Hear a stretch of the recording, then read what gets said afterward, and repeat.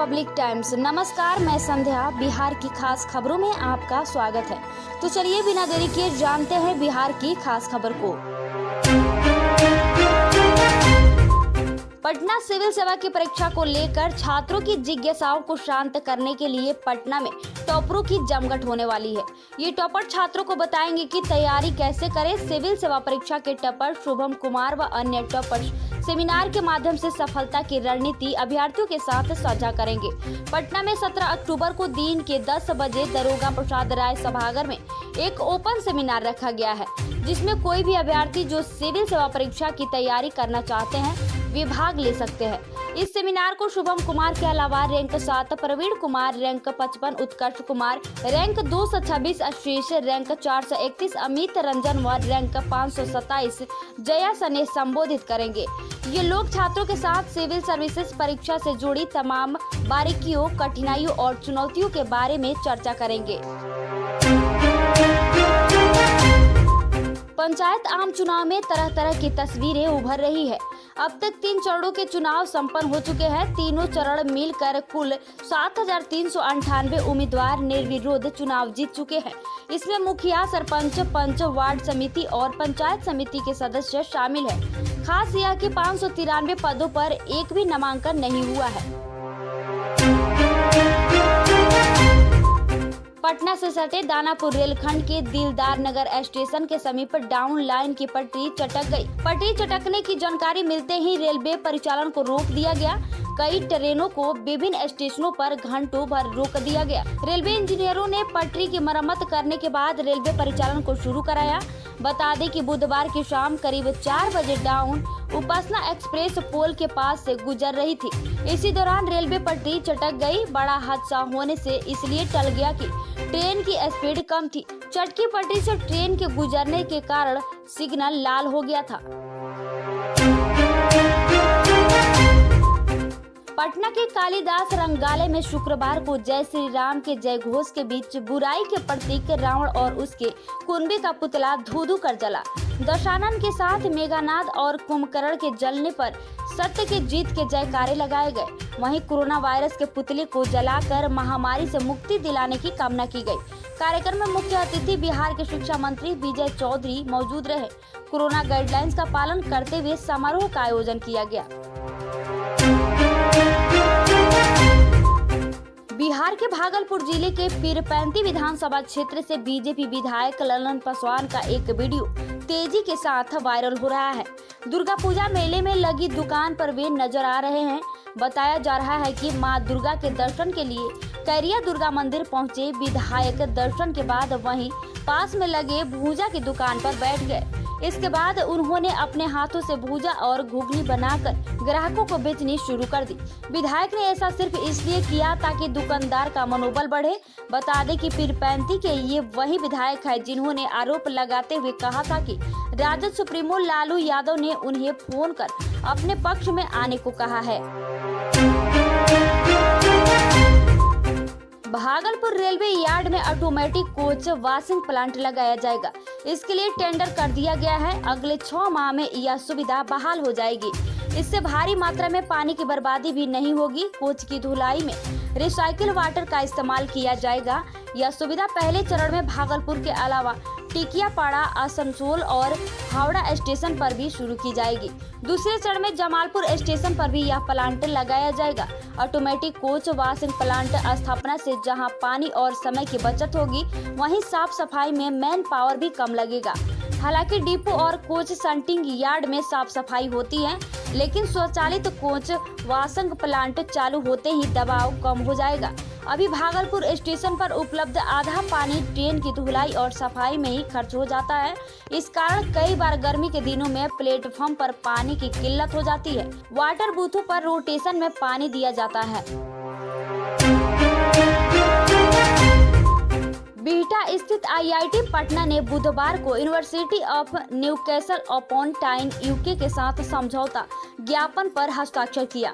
IIT Patna की ओर से doctor Sumanta Gupta, dean research, जबकि यूके की तरफ से professor Richard Davis, professor vice chancellor global ने ज्ञापन पर हस्ताक्षर किए। डॉक्टर गुप्ता ने इस बाबत बताया कि इसका उद्देश्य उभरते क्षेत्रों में अत्याधुनिक अनुसंधान को बढ़ावा देने के लिए दोनों संस्थानों से जुड़े शोधकर्ताओं के भविष्य के जुड़ाव का समर्थन करना है। न्यूकैसल विवि से विज्ञान, कृषि और इंजीनियरिंग के संकाय इस समझौता ज्ञापन के तहत शामिल है। यह सहयोग अनुसंधान कार्यक्रमों के आदान प्रदान को बढ़ावा देगा, जहां विभिन्न विषयों में न्यूनतम विकास के माध्यम से छात्र और संकाय लाभान्वित होंगे। दोनों संस्थान अपने संकाय और प्रशासनिक कर्मचारियों, विभागों और अनुसंधान संस्थानों के बीच सीधे संपर्क और सहयोग को प्रोत्साहित करेंगे। डॉक्टर राजेंद्र प्रसाद केंद्रीय कृषि विश्वविद्यालय का द्वितीय दीक्षांत समारोह 8 नवंबर की जगह अब 7 नवंबर को होगा। यह बदलाव 8 नवंबर को उपराष्ट्रपति एम वेंकैया नायडू के व्यस्त रहने के कारण हुआ है। विवि के कुल सचिव डॉक्टर पीपी श्रीवास्तव की ओर से जारी सूचना का हवाला देते हुए सूचना पदाधिकारी डॉक्टर कुमार राज्यवर्धन ने बताया कि उपराष्ट्रपति एम वेंकैया नायडू के कार्यालय से जानकारी मिली है कि दिल्ली में 8 नवंबर को कुछ आवश्यक कार्य हैं, जिसके बाद कुलपति डॉक्टर रमेश चंद्र श्रीवास्तव ने उपराष्ट्रपति से 7 नवंबर को आने का आग्रह किया।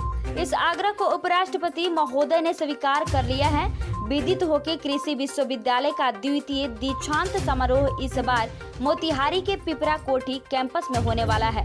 कुल सचिव कार्यालय से जारी सूचना के अनुसार दीक्षांत समारोह में शामिल होने वाले छात्रों और अभिभावकों की सुविधा के लिए विश्वविद्यालय की ओर से दरभंगा हवाई अड्डा और मुजफ्फरपुर तथा मोतिहारी रेलवे स्टेशन पर बस सेवा उपलब्ध कराई जाएगी। बिहार के मोतिहारी में मामूली बात को लेकर 2 शिक्षकों के बीच जमकर मारपीट हुई। हैरान करने वाली बात यह है कि दोनों शिक्षक आदापुर के शिक्षा विभाग के ऑफिस में ही आपस में भिड़ गए। दोनों के बीच बहस से शुरू हुआ विवाद मारपीट में बदल गया। घटना का वीडियो सोशल मीडिया पर जमकर वायरल हो रहा है। वीडियो में दोनों टीचर एक दूसरे पर हमला करते हुए और गालियां देते हुए दिखाई दे रहे हैं। बताया जा रहा है कि दोनों के बीच आदापुर के चैनपुर के सोनार टोला स्थित प्राथमिक विद्यालय में हेडमास्टर के प्रभार को लेकर महीनों से विवाद चल रहा था। मामला बढ़ता देख वे वहां से भाग गए। बिहार के छात्रों ने फिर से साबित किया है कि चाहे वो यूपीएससी की परीक्षा हो या बीपीएससी की, अपना परचम लहराते रहे हैं। एक बार फिर से बिहार के भोजपुर जिले के शाहपुर थाना क्षेत्र के ईश्वरपुर गांव निवासी कंप्यूटर इंजीनियरिंग सियाराम सिंह के बड़े बेटे ने जेईई एडवांस की प्रवेश परीक्षा में परचम लहराया है। शुक्रवार को Indian institute of technology Kharagpur ने जेईई एडवांस 2021 की प्रवेश परीक्षा का रिजल्ट घोषित कर दिया है, जिसमें ऑल इंडिया में 9वें स्थान भोजपुर के रहने वाले अर्णव आदित्य सिंह ने लाकर अपने परिवार के साथ साथ पूरे बिहार का नाम रोशन किया है। बिहार में एक बार फिर से बारिश की असर नजर आ रहे हैं। मौसम विभाग के पूर्वानुमान के अनुसार आगामी 48 घंटों में माध्यम से भारी बारिश की संभावना जताई गई है। इसको लेकर बिहार में येलो अलर्ट भी जारी कर दिया गया है। बताया जा रहा है कि बंगाल की खाड़ी में कम दबाव का क्षेत्र बनने से बारिश की संभावना है। इसको लेकर प्रदेश के सभी 38 जिलों के चेतावनी जारी की गई है। शुक्रवार को बक्सर, भोजपुर, रोहतास, भभुआ, औरंगाबाद, अरवल, पटना, गया, नालंदा, शेखपुर, नवादा, बेगूसराय, लखीसराय, जहानाबाद, भागलपुर, बांका, जमुई, मुंगेर, खगड़िया, पश्चिम चंपारण, सिवान, सारण, पूर्वी चंपारण, गोपालगंज, सीतामढ़ी, मधुबनी, मुजफ्फरपुर, दरभंगा, वैशाली, शिवहर, समस्तीपुर, सुपौल, अररिया, किशनगंज, मधेपुरा, सहरसा, पूर्णिया, कटिहार में बारिश का अलर्ट जारी किया गया है। गोपालगंज एक ओर जहां समाज में कुंवारी पूजन का अनुष्ठान चल रहा है, वहीं गोपालगंज में एक 4 साल की कुंवारी हौसी हरिदों की शिकार बन गई। वहां 4 साल की एक बच्ची के साथ दुष्कर्म कर उसकी निर्मम हत्या कर दी गई है। हत्या के बाद शव को झाड़ियों में फेंक दिया गया था। घटना माझागढ़ गांव की है। जानकारी के अनुसार 4 साल की मासूम बच्ची गांव के ही शायर बाबा मंदिर के पास बुधवार की शाम मेला घूमने गई थी। उसके बाद से ही वह लापता हो गई थी। परिजन रात भर मासूम की तलाश करते रहे, लेकिन वह नहीं मिली। गुरुवार की सुबह उसकी लाश गन्ने के खेत में एक कपड़े में लिपटी हुई मिली। तो ये थी बिहार की खास खबर। धन्यवाद।